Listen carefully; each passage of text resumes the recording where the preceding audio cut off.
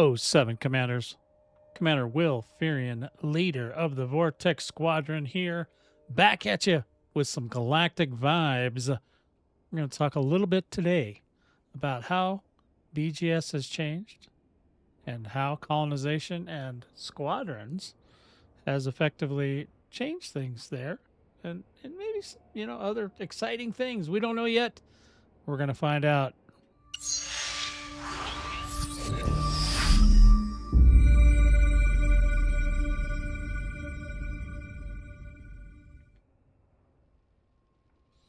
Alrighty, commanders. We are back again, just hanging out at one of my many ground ports. This is a ground port today.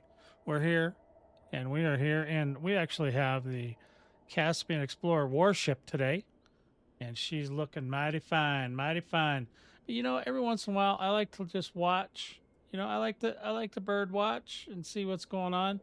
Watch the people come and go from the stations and stuff like that. It's a beautiful view here. You can look around. Obviously, there's a whole nother ringed planet right there. We're on a ringed planet here. This place is amazing.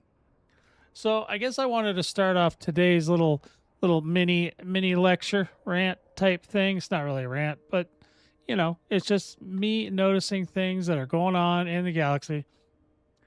Now, back in the day, the background simulator is basically, like I said before, it's kind of the heartbeat of the Elite Dangerous universe, galaxy, sorry.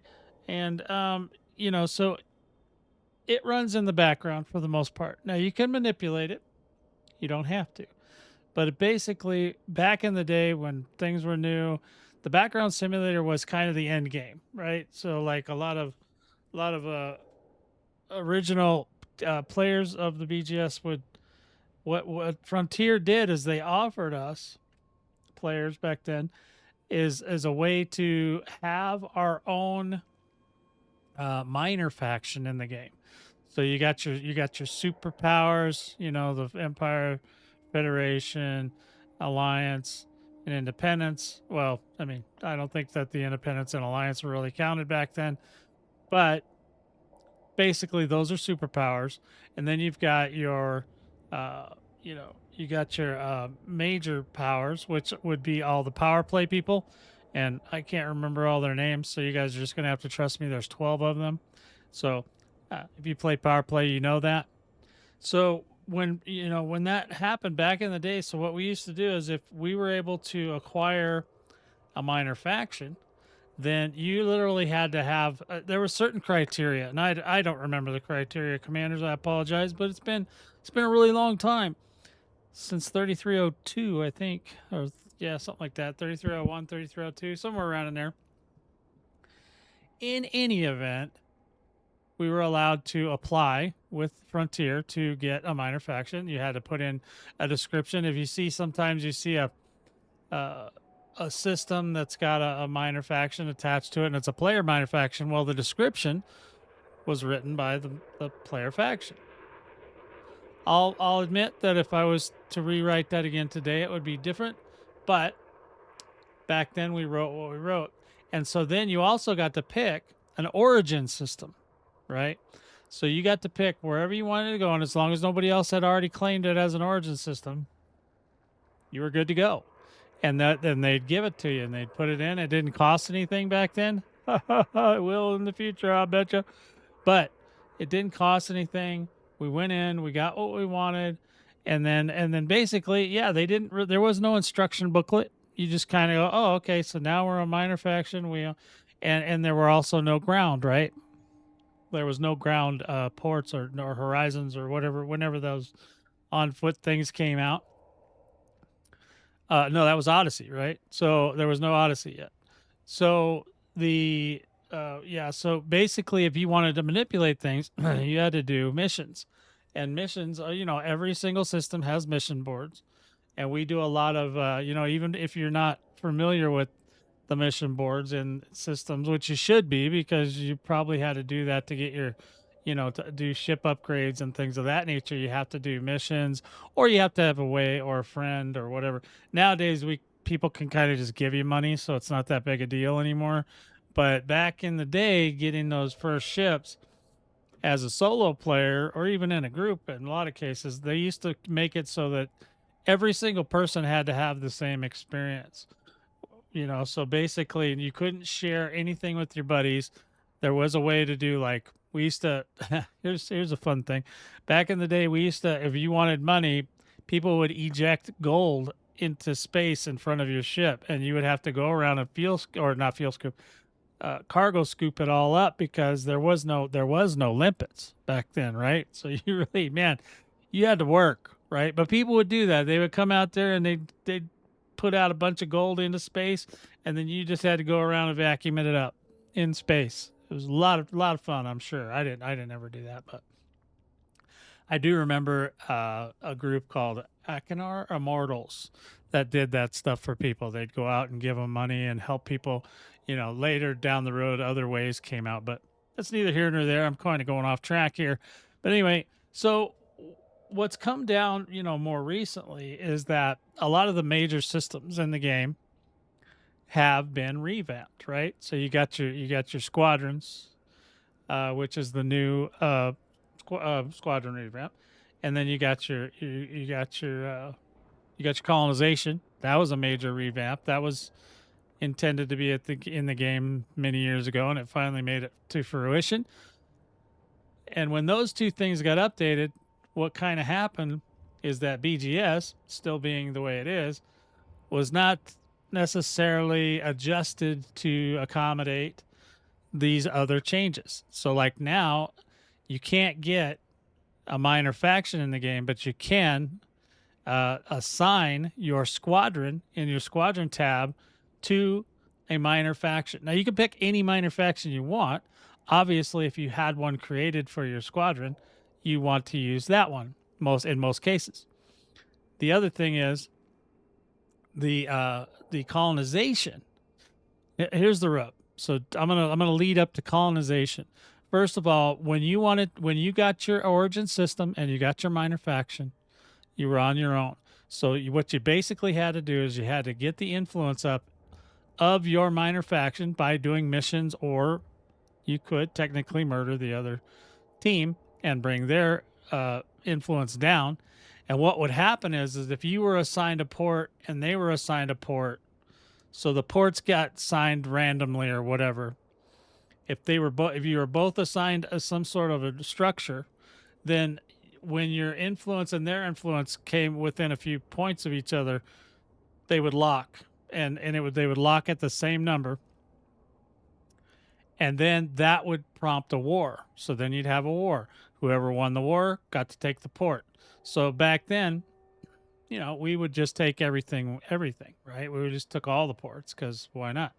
So the later on down the road, once you got your influence up to a certain level, which I think was 75% at that time, out of 100 total, there's 100 total influence points per system. And once you got yours to about 75, that would prompt you to go into expansion, your minor faction to go into expansion. You go into expansion, and then what happens is that you have to support that expansion, and then eventually, after a week or two or whatever it was, then your minor faction would expand into another system. Now, you weren't allowed to pick that system. It just kind of was random, and it would always pick like the closest one or whatever. And then you would go over to that new system, and then you would support your faction there as well. And you had to do this over and over and over, and to be able to keep expanding. Obviously, we tried this. We did this for a while. Being anarchy, we were mostly not really, we didn't really care. We just kind of wanted to be off on our own for the most part. And we just kind of sat there and did our thing. And then we expanded, and we got into about 6 systems, and it started getting a little tricky, right? Like trying to keep up with where all these expansions are. There was expansions, figuring out where they're expanding from, where they're, all this stuff. It was all very difficult, very rudimentary back then, because there was no, Anara did not have this stuff in it back then. Now it does. Now you can kind of easily figure out what's going on comparative to what we had to do before back in the day. So if you want to expand now, though, you don't even have to go through all that garbage. You can just go right to colonization, and you can go out there into the black, pick up a nav beacon or a colonization beacon from another minor faction, basically, and then you can colonize the system next door to theirs, and boom, your faction shows up in slot 3. So it's like you're not in full control of the system yet, but you're there, right? And then your first point of business is that you want to get that minor faction anchored to a port or ground port, just to make sure that you don't get ejected, because of the way power play works now. It's very easy for power play players to come in there and wreck the BGS. And like I said, I said this on the last video. I hope that they're going to work on that, because it's really flying in the face of the whole BGS, and we're not really sure what they're going to do going forward. But I'm hoping that since they've already updated all these other systems outside the BGS, that they're going to be able to maybe revamp the BGS. The BGS is kind of, it's wonky. It works on a daily tick, but you don't get to see the stats in real time like you do with power play. So it's kind of annoying, I mean, you do all this work and you're not really sure, gosh, are we making any progress? We don't know. We have to wait till the next day, and the tick changes. It's not always exactly the same time every day. It changes around, it skips around, does this thing. So you kind of got to know where to look. And if you look at the news in the system, if you go to a port and you look at the news, the message board, public message board, sorry, it's on the bottom of the first page on the right hand side menu. You can go to, oh no, it's actually in the starport menu, at the bottom of the starport menu is where the public message board is. And then you can read the news there. And if you read the news of your minor faction, it'll tell you kind of like if you're doing something, like if you're getting ready to go to war, if you're at war, all kinds of stuff for everywhere that you're at. So with this new way of being able to colonize and move your faction around, that's great, right? I mean, it's great because to do this in the old days, say you had an enemy that was 100 light years away, you would have to literally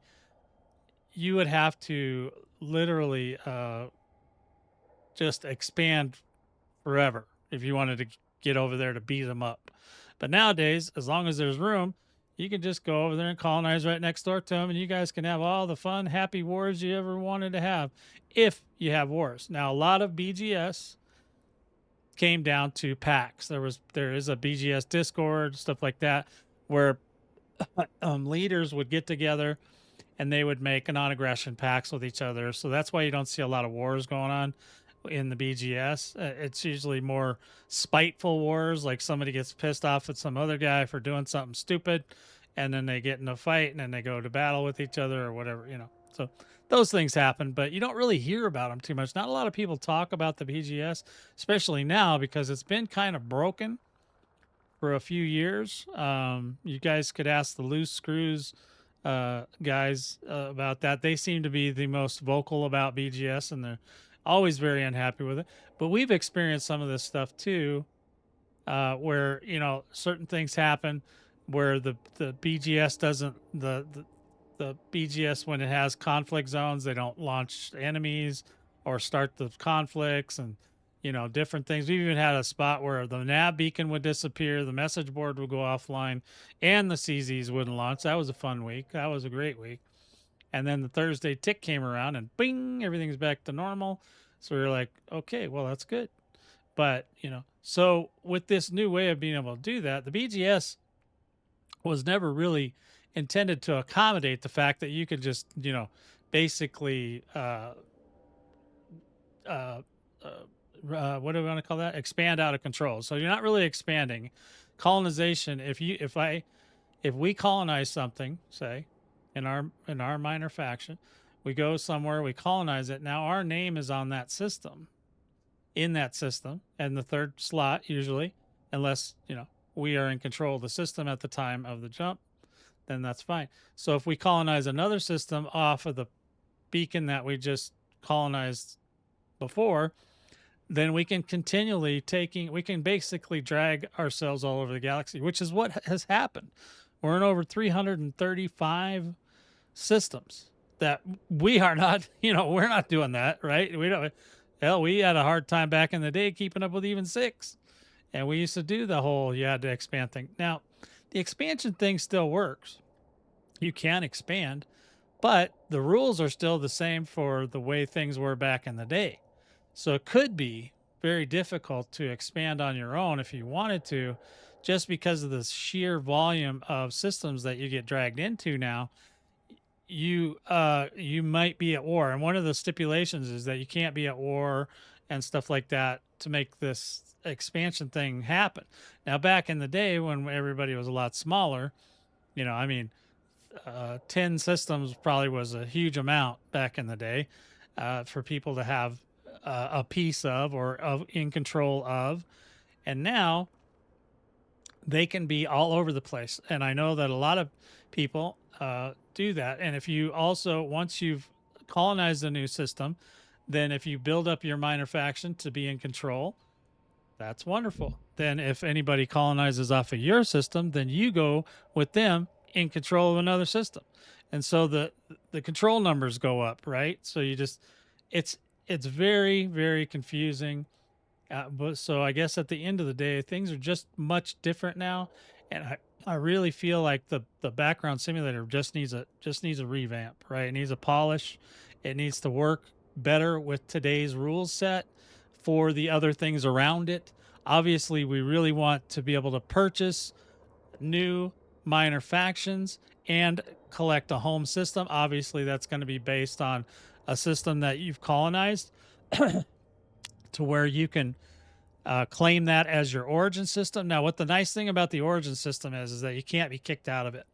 So you can be removed from any other system in the galaxy except your origin system. So the one that we originated in, we've been sitting at 1% for like 3 years, but we own almost all the buildings in that system. It's basically a farm because we're anarchy. And people just, do what they do, right? And they want to farm them parts for whatever they're doing. I don't know what the hell they're doing. I mean, I already got my suits. I don't know what the hell's taking them so long, but apparently there's a market for that or something, or people are just have nothing better to do. I don't know. I couldn't tell you, commanders. I'd love to know. I'd love to hear your thoughts about a revamp for the background simulator and what you think about what I've said today. And I appreciate that. I read every single comment, and I usually respond, especially if you respond with something crazy like Cobra Mark V is faster. Then I will have a nice comment for you. Anyway, commanders, that's all I've got for this time. I will talk to you all next time.